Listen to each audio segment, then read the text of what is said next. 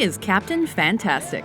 Welcome to WatchMojo.com, and today we're looking at the early years of Elton John's life and career from 1947 to 1976. Who is this Elton John, anyway? Reginald Kenneth Dwight was born March 25, 1947, in a London suburb. This child prodigy began playing piano at age 4 and received a Royal Academy of Music scholarship at 11. Within 4 years, he was covering songs at local pubs. His parents encouraged him to follow a traditional career path, but he left school at 17 to pursue music and joined bluesology. When you hold me, when you kiss me, Miss Elton. With them, he backed musical greats like the Isley Brothers and Patti LaBelle and the Bluebells. Meanwhile, Dwight sought work elsewhere. On an audition in 1967, he was introduced to lyricist Bernie Taupin, and the two began writing songs for other artists through the mail. 6 months later, Reggie Dwight adopted the name that honored his idols Elton Dean and Long John Baldry. By mid-1968, Elton John was recording his and Taupin's music. The 1969 album Empty Sky fizzled, but the next year he had a hit with his self-titled album, mainly due to the single Your Song. I hope you don't mind, I hope you don't mind that I put down in words. John's music meshed influences and styles, but his vocal twang implied inspiration by Southern American rock. He bridged the gap between traditional pop artists and reflective singer-songwriters. John Taupin compositions were rarely introspective in content, but they successfully blended electric guitar with Elton John's trademark piano. In August 1970, John introduced himself to American audiences at Los Angeles' Troubadour Club. He built momentum and earned significant radio airplay with the Western-flavored Tumbleweed Connection, as well as the live, gospel and boogie-woogie-inspired 11-17-70. Next was 1971's top 10 album, Madman Across the Water. Hold me closer, tiny dancer. Count the headlights on the highway.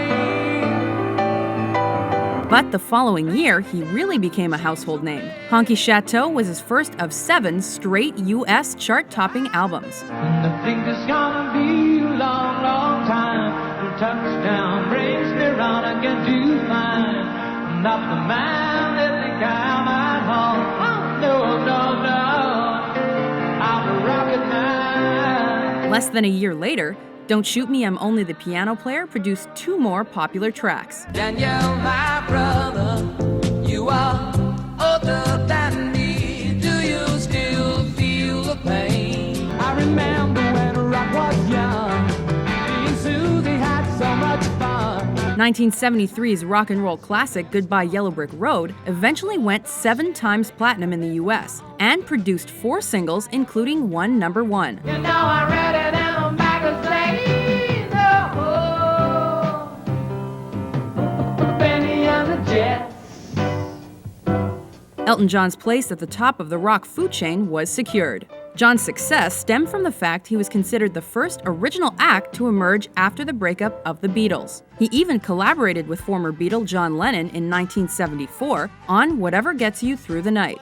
1974 also saw the release of the hastily produced Caribou. Despite shortcomings, singles like Don't Let the Sun Go Down on Me shot it to number 1. In 1975, Elton John appeared with other huge rock acts in the film adaptation of The Who's rock opera, Tommy. He's a pinball wizard, there has to be a twist. A pinball wizard got such a wrist. He also released Captain Fantastic and The Brown Dirt Cowboy, which recalled the struggles John and Taupin suffered during their early career. And someone saved my life tonight, Sugar Bear. You almost had your hooks in me, didn't you, dear? It was the first album ever to debut at number 1. The standalone single Philadelphia Freedom about his friend, tennis great Billie Jean King, also came in 1975. Must I live and breathe this Philadelphia freedom? When he played the song on Soul Train that year, he became one of the few white performers to appear on the show. By this point, John was established as a preeminent and stylish showman. Where'd you get that suit, brother? Soon, his onstage costumes became increasingly flamboyant and wacky. Following Captain Fantastic, John dismantled his longtime band ahead of his next album.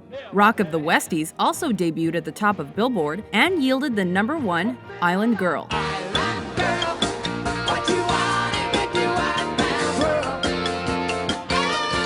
The live record Here and There arrived in 1976, as did his 11th studio album, Blue Moves. That effort focused less on rock and spawned the mature single Sorry Seems to Be the Hardest Word, as well as several concert favorites. But his upbeat duet with Kiki D was the year's biggest victory.